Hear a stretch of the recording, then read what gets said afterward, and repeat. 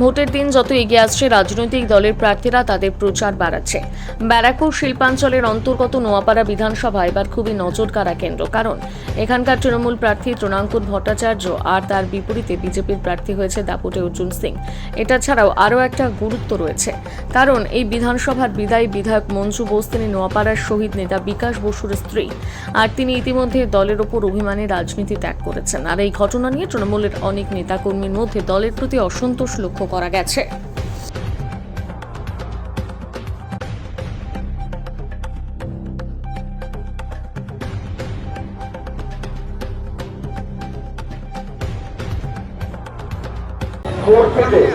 মাল্যদানের মধ্যে দিয়ে আমরা আমাদের এই 107 নোয়াপাড়া কেন্দ্রে প্রচার অভিযান শুরু করেছি।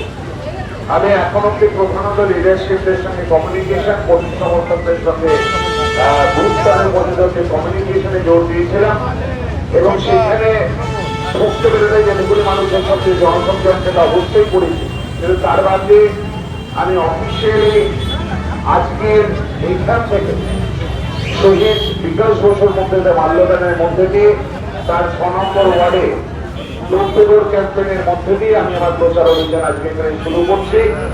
আপনারা সকলে আমায় আশীর্বাদ করবেন যেন আমায় সর্বশক্তিমান আমার কাঁধে সেই ক্ষমতাটা দেন এবং সেই যোগ্যতা দেন, যাতে আমি ক্ষমতা পাওয়ার পর, আপনাদের আশীর্বাদ পাওয়ার পর, আমি বিধায়ক হওয়ার পর আমি যেন আপনাদের মাথা নত করে আপনাদের কাছে ঠিক আজকে যেভাবে আপনাদের কাছে কাছে দুয়ারে গিয়ে কাজ করছি, আগামী দিনেও যেন আপনাদের দুয়ারে গিয়ে আমার তারুণ্যের শক্তিকে সঠিক পথে লাগিয়ে আমি যাতে আগামী দিনেও আপনাদের পাশে কাজ করতে পারি।